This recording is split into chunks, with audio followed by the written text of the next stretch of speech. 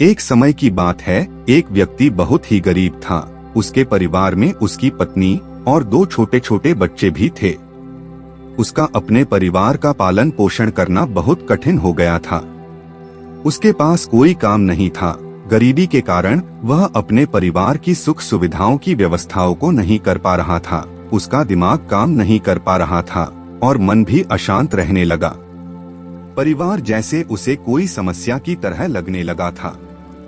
वह यही सोचता रहता कि कैसे मैं इन समस्याओं से बाहर निकलूं।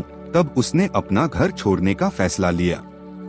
उसने सोचा कि मैं यह सब कुछ छोड़कर चला जाऊंगा तो मेरी समस्याएं तो खत्म हो जाएंगी। यह सोचकर एक रात जब उसकी पत्नी और दोनों बच्चे सो रहे थे तो वो चुपचाप बिना किसी को कुछ बताए घर से चला गया। नमस्कार मित्रों, बुद्ध भाव चैनल पर आपका स्वागत है। अगर आप चैनल पर नए हैं तो चैनल को सब्सक्राइब जरूर कर दीजिए। आज की कहानी का प्रसंग है मन का कीचड़। चलिए शुरू करते हैं आज की बौद्ध कहानी। रात में बिना किसी मंजिल के सोचे वह आदमी चलता रहा।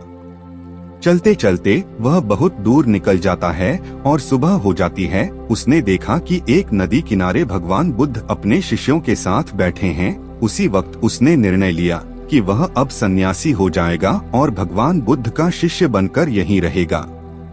उसके बाद वह भगवान बुद्ध के चरणों में जाकर गिर गया और उनसे विनती करने लगा कि वो उसे अपना शिष्य बनाकर अपने साथ ही रख लें। भगवान बुद्ध ने उस गरीब इंसान की सारी बातें सुनकर उसे अपना शिष्य बनाकर अपने साथ रख लिया। भगवान बुद्ध अपने शिष्यों के साथ आगे बढ़ते हैं।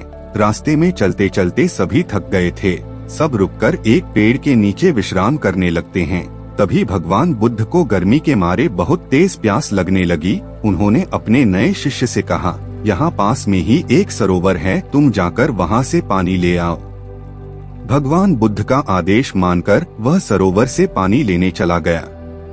जब वह सरोवर के पास पहुँचा तो उसने देखा कि कुछ जंगली जानवर सरोवर में उधम मचा रहे हैं। जैसे ही वह सरोवर के और पास गया, सारे जानवर वहाँ से भाग जाते हैं। लेकिन सरोवर में कीचड़ सड़े गले पत्ते ऊपर तैर रहे थे, जिसके कारण उसका मन नहीं मान रहा था। उसने सोचा, इतना गंदा पानी भगवान बुद्ध पिएंगे कैसे? फिर वह बिना पानी लिए वापस लौटता है और आकर बुद्ध से कहता है, गुरुजी, उस सरोवर में तो बहुत ज्यादा गंदा पानी है, वो पीने लायक नहीं है।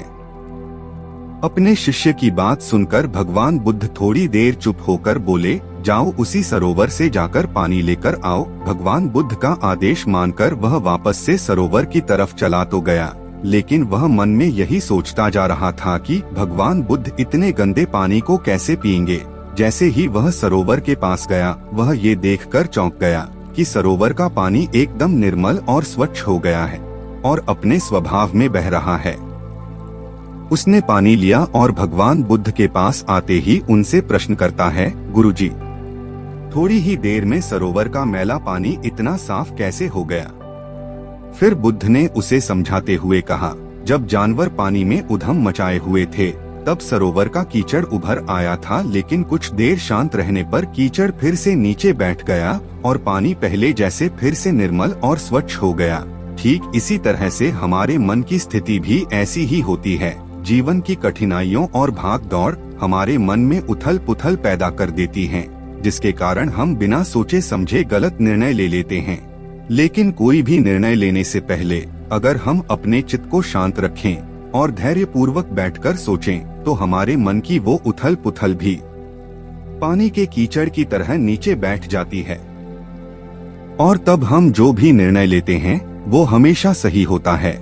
इसलिए बुरे समय में इंसान को अपना धीरज नहीं खोना चाहिए। समस्या अगर है तो उसका समाधान भी जरूर है। और समस्याओं का क्या है, समस्याएं तो आनी जानी हैं। समस्या तब तक ही समस्या है जब तक कि हम उसे समस्या समझते हैं। यदि हम शांत मन से विचार करें तो हम किसी भी परिस्थितियों बदल सकते हैं। जिम्मेदारियों से भागना कोई भी समाधान नहीं है। बुद्ध की बातें सुनकर उसका दिमाग खुल जाता है और जब वह शांति से बैठकर सोचता है तो उसे अपनी ही गलती नजर आती है। फिर उसे समझ में आता है कि उसने अपना घर छोड़ने का गलत निर्णय लिया था। उसे अपनी गलती को सुधारना चाहिए। फिर वो गौतम बुद्ध के चरण स्पर्श करके उनसे आज्ञा लेकर अपने घर की ओर वापस चला जाता है। आज की कहानी से आपको क्या शिक्षा मिली, एक बार कमेंट में जरूर लिखें। वीडियो पसंद आई हो तो वीडियो को लाइक व शेयर करना ना भूलें, और अगर आप भी बुद्ध के विश्वासी हैं तो चैनल को सब्सक्राइब कर लीजिए। मिलते हैं फिर से बुद्ध भाव की नई प्रस्तुति के साथ। तब तक के लिए नमस्कार।